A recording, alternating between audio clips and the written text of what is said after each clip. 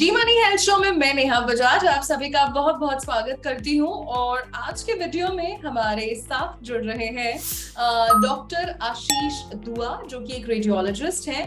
काम कर रहे हैं पीजीआई चंडीगढ़ में एज अ सीनियर डॉक्टर और पिछले 5 सालों से प्रैक्टिस कर रहे हैं।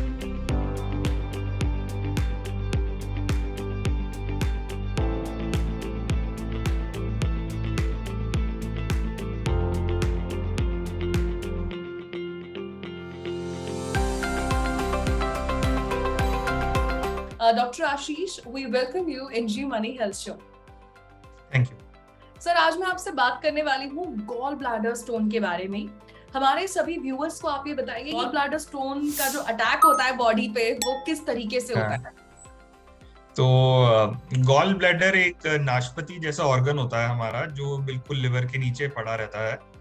और इसमें यूजुअली क्या रहता है कि लिवर जब भी हमारा बाइल सिक्रीट करता है, यानी पित्त सिक्रीट करता है, तो वो गॉल ब्लैडर में इकट्ठा होता है और वहां से पेट में जाता है। तो कई बार क्या होता है कि पित्त वहां इकट्ठा होकर सॉलिडिफाई हो जाता है और उससे स्टोन बन जाते हैं। अगर उसमें स्टोन बनेंगे तो उसमें गॉल ब्लैडर अटैक के चांसेस बढ़ जाते हैं।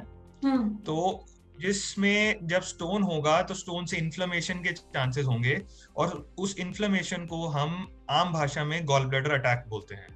अच्छा। इसमें मरीज को बुखार रहेगा और पेट में बहुत दर्द होगा। अच्छा, तो सर ये स्टोन बनता कैसे है और मतलब क्या बहुत कॉमन है? ये स्टोन बनता है हमारी डाइटरी हैबिट से। 80% ऑफ द गॉल स्टोन्स जो हैं वो होते हैं कोलेस्ट्रॉल गॉल स्टोन्स। तो हमारी जैसे नॉर्थ इंडियन पॉपुलेशन है, जहाँ पर हम हैवी फैटी मील खाते हैं, जो चर्बी वाला खाना खाते हैं, जैसे हम ब्रेकफास्ट में हम आमतौर पर डेली परांठे खाते हैं, तो ऐसी चीज़ों से या तला हुआ खाने से उसमें ऑयल ज़्यादा निकलता है हमारे पित्त में, हमारे बाइल में, और वो सॉलिडिफाई होने के चांसेस ज्यादा रहते हैं। इसलिए हमारी नॉर्थ इंडियन पॉपुलेशन में गॉल स्टोन्स जो है उनका इंसिडेंस काफी हाई है।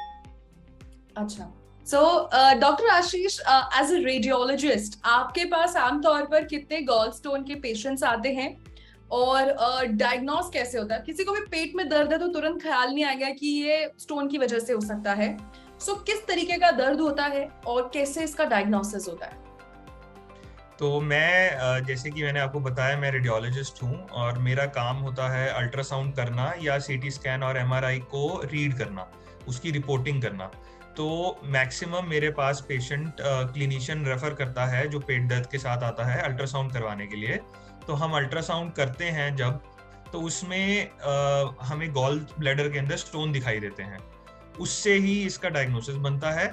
और जितने लोग हमारे पास पेट दर्द के साथ आते हैं, आमतौर पर 4 में से 1 या 2 लोगों में गॉल स्टोन जरूर मिल ही जाते हैं हमें। अच्छा सर, ऐसा आजकल क्या है कि हर कोई इंटरनेट पर देख के इलाज ढूंढने लग जाता है, तो कुछ लोग कहते हैं कि पथरी अपने आप घुल जाती है या अपने आप पास ऑन हो जाता है वो।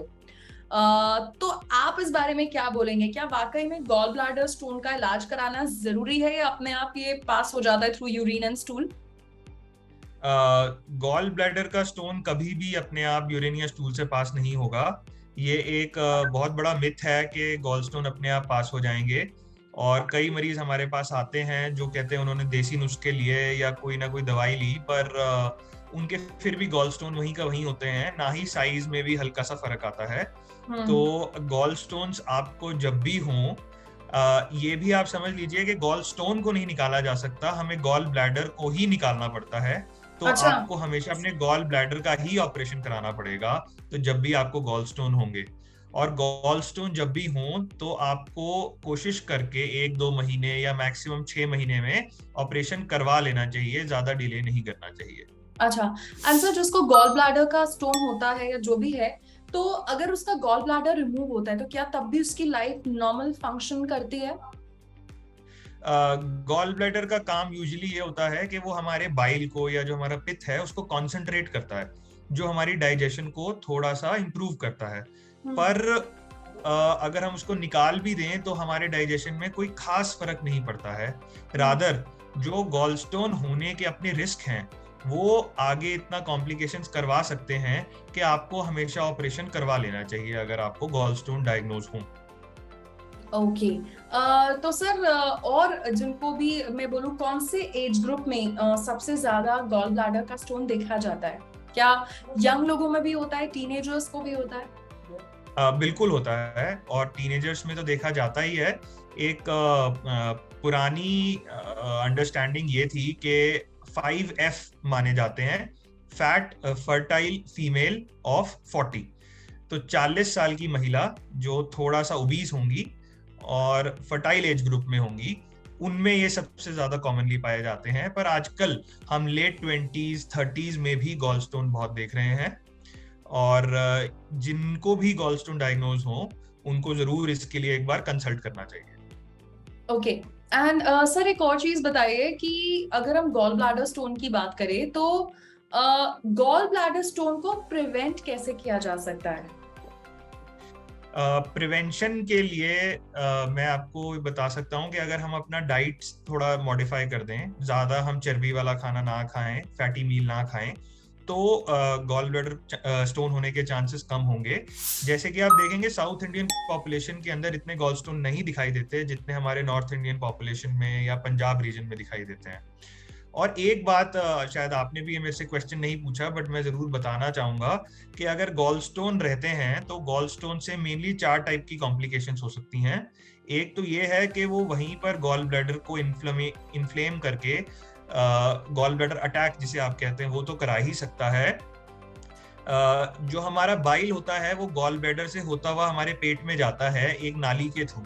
तो अगर गॉलस्टोन उसमें अड़ जाएं तो वो बाइल नहीं आगे जाएगा, जिसकी वजह से आपको पीलिया हो सकता है, यानी जॉन्डिस हो सकता है। तीसरा, जहाँ पे गॉल ब्लैडर की जो पाइप जुड़ती है पेट में, वहीं पे एक हमारा ऑर्गन पैंक्रियाज होता है, उसकी भी पाइप जुड़ती है। तो कई बार ये उस पाइप में भी रुकावट कर सकता है, जिससे हमें पैंक्रेटाइटिस का अटैक हो सकता है, जिसमें हमें हॉस्पिटलाइजेशन की बहुत जरूरत पड़ जाती है, and which can be very serious also.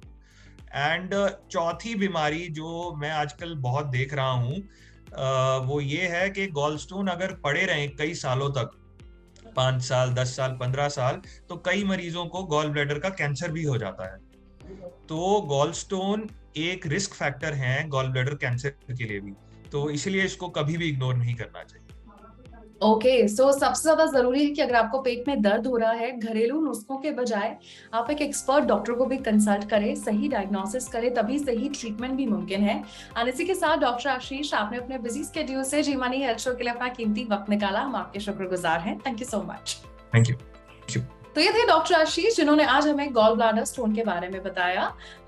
मैं उम्मीद करती हूँ आपको आज का वीडियो बहुत पसंद आया होगा। अपना फीडबैक जरूर शेयर करिएगा, और अगर आने वाले वीडियोस में आप किसी और विषय पर चर्चा देखना चाहते हैं वो भी हमें बताइएगा। इसी के साथ मैं नेहा बजाज अब आपसे लेती हूँ इजाजत। मिलेंगे जी मनी हेल्थ शो के एक नए वीडियो में with new super specialist, new medical expert. Till then keep watching G money health show. अच्छी सेहत हमारा वादा।